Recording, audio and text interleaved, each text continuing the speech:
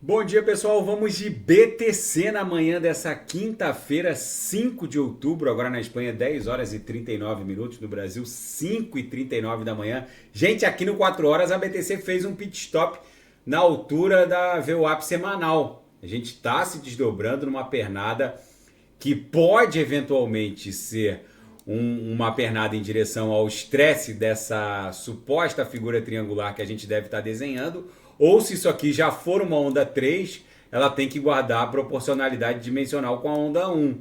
Então, se isso aqui for uma onda 3, ó, a onda 1 fez a BTC catapultar de 26.230 e tal até a máxima em 28.580. Isso aqui seria uma onda 2 e uma onda 3 levaria a BTC para 30 mil.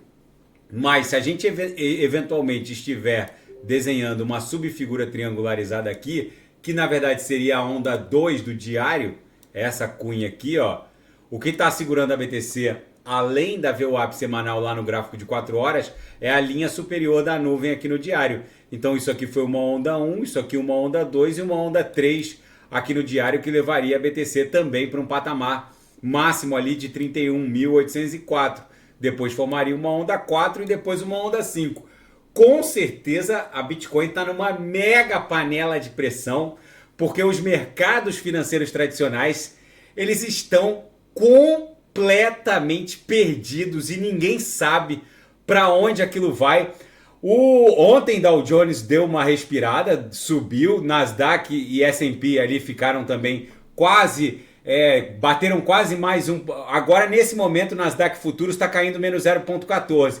Mas ontem eles ficaram ali no nível da estabilidade, subindo um pouquinho. Os mercados estão tentando digerir o que está acontecendo com os juros dos títulos de longo prazo, que não param de subir. Muitos analistas achavam que quando os juros dos títulos de longo prazo batessem 5%, haveria um crash no mercado de ações, mas isso não está acontecendo, porque ninguém mais acredita que os Estados Unidos vão pagar aquela dívida que já está em 33,4 trilhões, vamos ver lá o gráfico, 33,44 trilhões de dólares, aumentou 275 bilhões com B de bola no último dia de setembro. Ninguém mais acredita que isso vai ser pago.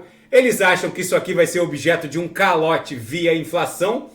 Enfim, vamos ver. No intraday a BTC tá um reloginho. Agora, depois de protagonizar aqui um degrau ascendente na virada da VWAP de ontem para hoje, a BTC basicamente está transitando pela banda inferior da banda de VWAP no intraday. Tá bom para tradear, daqui a pouco eu vou ofertar os sinais na sala de sinais. Na seara fática, a acusação, a promotoria e o Departamento de Justiça norte-americanos, eles rotularam o império FTX como um grande castelo de cartas, e a defesa de Sam Bankman-Fried, agora, de forma bizarra, está transferindo a culpa de toda essa mentirada para Caroline Ellison, a ex-namorada do infame Sam Bankman-Fried. Vamos ver como isso vai se desdobrar. E à medida que os devs da Polygon 2.0 colocam no ar o testnet, o valor da Matic começa a reagir. O fato, gente, é que o que a Polygon 2.0 vai fazer, mal comparando, é como levar o homem à lua. O que eles estão tentando entregar é uma espécie de solução de camada 0 rodando numa solução de camada 2. Como assim, Renato?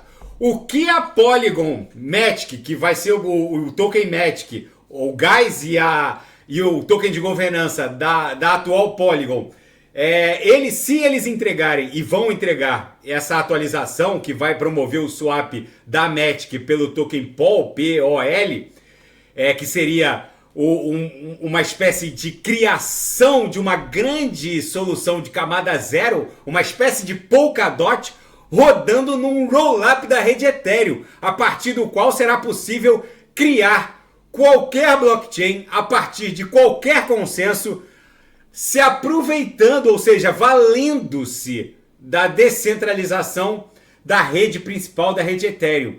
É uma espécie de ecossistema Cosmos ou Polkadot Kusama rodando diretamente num roll-up da rede Ethereum. É como levar o homem à lua. Literalmente, o que a Matic vai entregar não tem precedente. E a CVM de Hong Kong reforça os esforços para reprimir as exchanges de criptomoedas que não possuem licença. E a polícia de Hong Kong agora criou uma força-tarefa para combater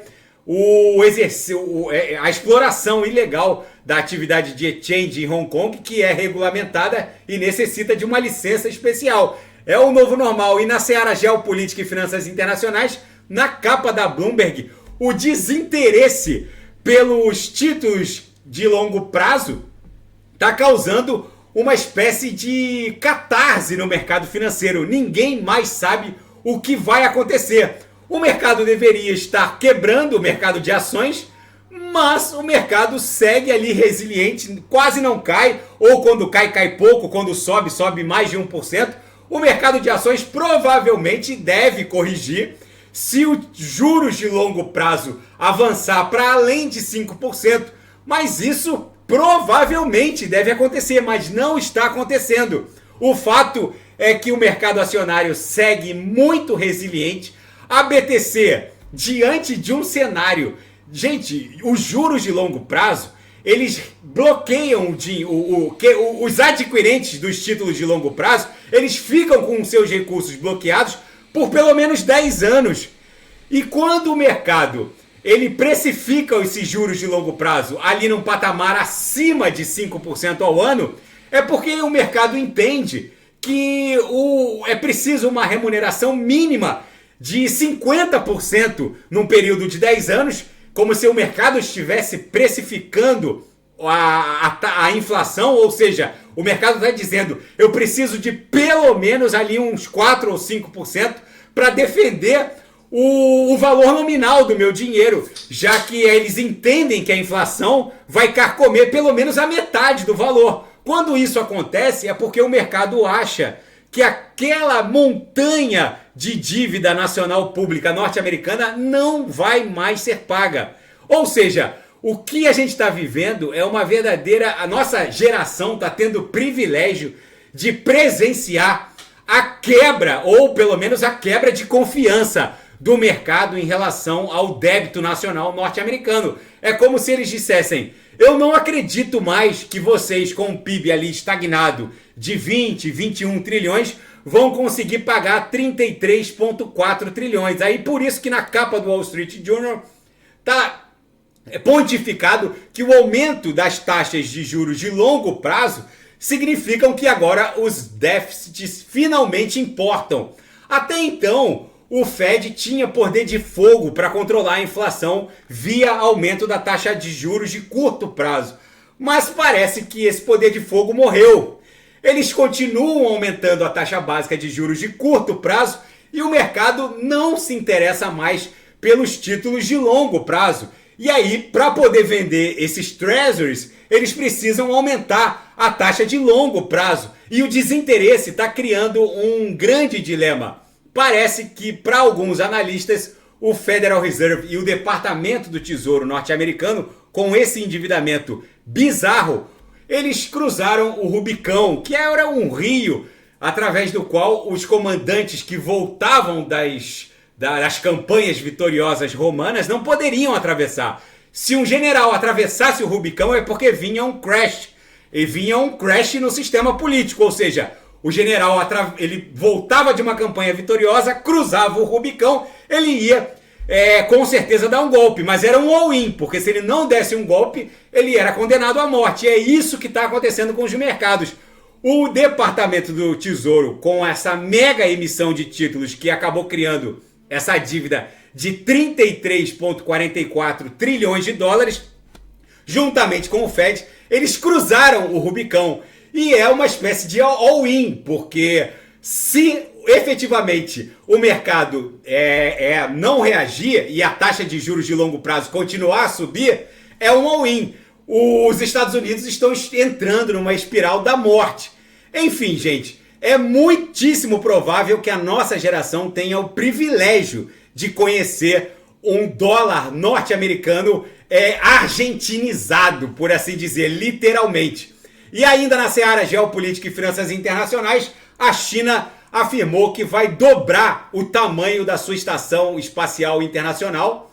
Eles planejam expandir a estação espacial dos atuais 3 módulos para 6 módulos e oferecem aos outros países o uso da estação como uma plataforma alternativa para outras missões, exigindo o compartilhamento de tecnologia. Enfim, é a China 2.0 que está inclusive se desovando e se desfazendo dos seus treasuries, o que está criando um inédito desinteresse pelos títulos de longo prazo nos Estados Unidos. Gente, a BTC com certeza, diante desse cenário bizarro macroeconômico que está se desdobrando sob os nossos olhos, está muitíssimo resiliente a 27.635. Com certeza está só numa onda 2, ganhando fôlego para explodir em direção a 30 mil dólares. Daqui a pouco eu volto com ADA, XRP, Shiba Inu, Polkadot, Kusama, e quem quiser sugerir alguma análise é só colocar nas mensagens abaixo. Grande abraço, até daqui a pouco.